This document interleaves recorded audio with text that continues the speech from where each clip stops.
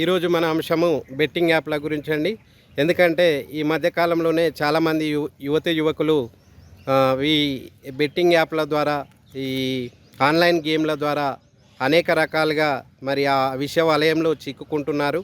So చాలామంది YouTubers, కొందరు సెలబ్రిటీలు కూడా ఈ బెట్టింగ్ యాప్లను వారి స్వార్థం కోసం ప్రమోట్ చేసి యువకులను ఈ విషయ వలయంలోకి నెట్టేస్తున్నారు. దయచేసి యువకులారా, ఇలాంటి బెట్టింగ్ యాప్ల బారిన మీరు పడకండి. ఈ ఆన్లైన్ గేమ్కు బానిసలు కావద్దు. అలాగే ఈ ఈజీ మనీ సంపాదన ఎలా, అలాగే ఇట్లా లోన్లు ఇస్తాము అని చెప్పేసి అనేక రకాలుగా మిమ్మల్ని మభ్యపెట్టి ఆకర్షించే ప్రయత్నం చేస్తూ ఉన్నారు చాలామంది వారి స్వార్థం కోసం. ఇలాంటి వారు కొందరు యూట్యూబ్ ఛానల్స్ వాళ్ళు కొందరు ఈ రకంగా ప్రజలను మభ్యపెడుతున్నారు. ఈజీగా మనీ సంపాదించడం కోసం అనేక రకాలుగా బెట్టింగ్ యాప్లను ప్రమోట్ చేస్తున్నారు. దయచేసి వారి వలలో పడొద్దు. ఎప్పుడైనా కష్టే పలి అని పెద్దలు చెప్పారు. కష్టపడి డబ్బు సంపాదించాలి, కానీ ఇలా మధ్య షార్ట్కట్ వేలో డబ్బు సంపాదించి ఏదో పేరు ప్రఖ్యాతులు పొందాలి అనే ఆలోచన దయచేసి రావద్దు. మనిషికి ఆశ ఉండాలి కానీ దురాశ ఉండొద్దు. కనుక మీరందరూ ఇలాంటి ప్రమాదకరమైన బెట్టింగ్ యాప్లో పడొద్దు అని చెప్పేసి మీ అందరికీ వేడుకుంటున్నానండి. దయచేసి ఆలోచించండి, ఒకరికొకరు మోటివేట్ చేసుకోండి. నేను అబ్జర్వ్ చేసిన విషయాలు మీకు చెప్తాను. మా చిన్ననాటి క్లాస్ ఫ్రెండ్ వాళ్ళ అబ్బాయి ఈ మధ్యలో ఆన్లైన్ గేమ్స్కి బానిస అయిపోయి మరి అనేక విధాలుగా ఆర్థికంగా వారి కుటుంబానికి నష్టం కలిగించాడు. సో ఆ బాధ నుంచి తేరుకోలేక తను ఈ మధ్యకాలంలోనే సూసైడ్ చేసుకోవడం జరిగింది, ఆత్మహత్య చేసుకున్నాడు. అలాగే ఇంకొక మిత్రుడు కూడా మా ఊరిలో తను కూడా ఆ రకంగా బెట్టింగ్ యాప్లకు, ఆన్లైన్ గేమ్స్కి, లేకుంటే ఈ లోన్ యాప్స్కి అడిక్ట్ అయిపోయి లోన్లు తీసుకొని ఆ మిత్తిలు కట్టలేక అనేక అప్పులపాలు అయిపోయి ఊర్లో భూమిని కూడా, వ్యవసాయ భూమిని అమ్ముకోవడం జరిగింది. ఆ పరిణామము వారి అమ్మ పైన తీవ్రంగా పడింది. వారి తల్లి ఎంతో మనోవేదనకు గురైపోయి ఈ మధ్య కాలంలోనే ఆమె కూడా అనారోగ్యంతో, బాధతో తను అర్ధాంతరంగా తనువు చాలించింది ఆ తల్లి. ఇట్లా నాకు తెలిసినవే ఒక 2-3 సంఘటనలు నేను ప్రత్యక్షంగా చూశానండి. సో ఇలాంటివి మరొకసారి ఎవరికి కూడా జరగొద్దు అనే ఆవేదనతోని మీ అందరికీ ఈ బెట్టింగ్ యాప్స్ గురించి అవగాహన కల్పించాలని మీ ముందుకు తీసుకొస్తున్నానండి. దయచేసి అందరూ దీన్ని విస్తృతంగా షేర్ చేయాలని చెప్పేసి విజ్ఞప్తి చేస్తుంది మీ యూబీ ఛానల్. అక్కడ ఏపీ ప్రభుత్వము లోకల్ బాయ్ నానిని ఈ బెట్టింగ్ యాప్ ప్రమోట్ చేస్తున్నాడని చెప్పి అరెస్ట్ చేయడం జరిగింది. సో మరి మన తెలంగాణలో కూడా ఇలాంటి మోసపూరితమైన ప్రమోషన్లు ఎవరైతే చేస్తున్నారో వారికి తప్పకుండా చట్టరీత్యా తగిన చర్య తీసుకొని వారిని కఠినంగా శిక్షించి అమాయకులను ఆ వలలో పడకుండా కాపాడాల్సిన బాధ్యత మన తెలంగాణ పోలీస్ పైన ఉన్నదని చెప్పేసి భావిస్తున్నాను.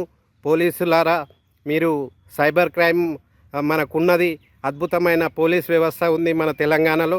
ఈ పోలీసు వ్యవస్థ అంతా ఒకసారి ఈ సైబర్ క్రైమ్ మీద ఎలాగైతే దృష్టి పెడుతున్నారో ఈ బెట్టింగ్ యాప్ల పైన, ఈ అనాలోచిత ఈ ప్రమోషన్ల పైన కూడా మీరు అమాయకులను బలి కాకుండా మీరు తగిన చర్య తీసుకొని వీరందరినీ అరెస్ట్ చేసి చట్టరీత్యా తగిన చర్య తీసుకొని కఠినంగా శిక్షించినట్టయితే అమాయక ప్రజల ప్రాణాలను, వారి ఆర్థిక వ్యవస్థను కాపాడిన వాళ్ళు అవుతారు. దయచేసి పోలీసు మహాశయులారా, మీకు విజ్ఞప్తి చేస్తున్న కఠిన చర్యలు చట్టరీత్యా వీరిపైన తీసుకొని వీలైనంత తొందరగా వీరి అరెస్ట్ చేయవలసిందిగా తెలంగాణ పోలీసులకు విజ్ఞప్తి చేస్తున్నాను.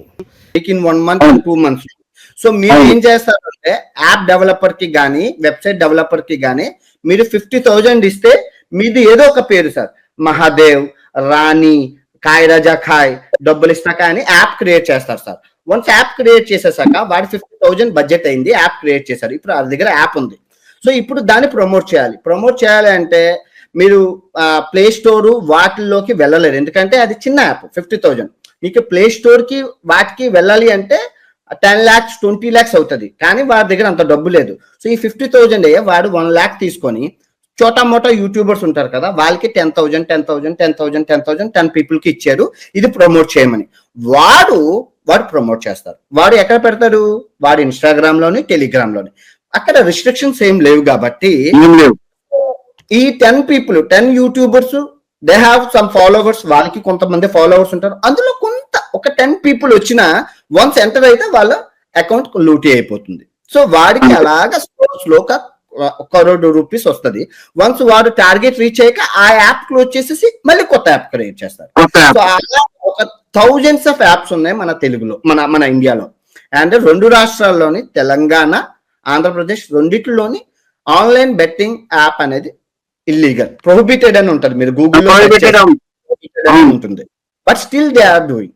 ఇక్కడ పీపుల్ అనేది లేదు. ఎందుకు లేదు అంటే కమెంట్ సెక్షన్, వీడు బెట్టింగ్ యాప్ ప్రమోట్ చేసే వాళ్ళు కమెంట్ సెక్షన్ ఆపేస్తారు. సో అది రైటా రాంగా అనేది వాళ్ళకి ఏం లేకుండా అయిపోతుంది. అది సార్ ఏంటంటే completely cheat, scam, completely scam.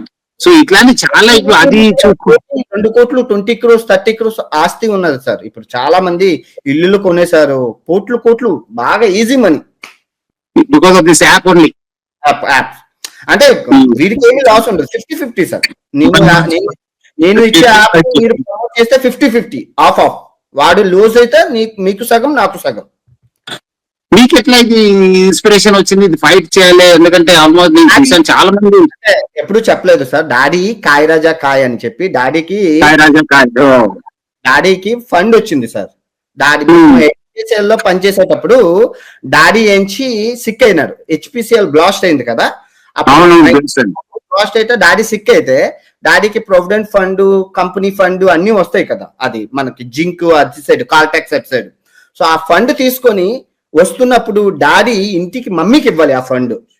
So daddy కాయ్ రాజా కాయ్ అని రోడ్డు మీద ఆల్మోస్ట్ 20,000 30,000 ఆ టైంలో, అది ఆల్మోస్ట్ 20 lakhs కింద మాకు. సో అంతా పోయింది. సో ఇంటికి వచ్చి చనిపోతాము అని చెప్పి హ్యాంగ్ అవుట్ చేసుకొని చేశారు. సో అది నాకు మైండ్ బాగా ఉంది, అది తప్పు. అది గ్రేట్. ఎందుకంటే చాలా మంది నేను చూసాను కదా, ఇలాంటి వాళ్ళు they are not using for good purpose. Even though I have been telling lot of people. మీకు ఎవరు కాంటాక్ట్ చేశారా ఈ కాయ్ రాజా వాళ్ళు, లేదంటే వీళ్ళు ఎవరు వచ్చి మన ప్రమోటింగ్ అన్వేష్ మీరు అంతా ప్రపంచ వ్యాప్తంగా? నాది మార్కెట్ 50 lakhs సార్. నాది 50 లక్షలు ఇస్తానంటారు. 50 నుంచి 1 అంటే సార్ నాకు హ్యూజ్ ఫాలోయింగ్ కదా. హ్యూజ్ ఫాలోయింగ్ ఉంది.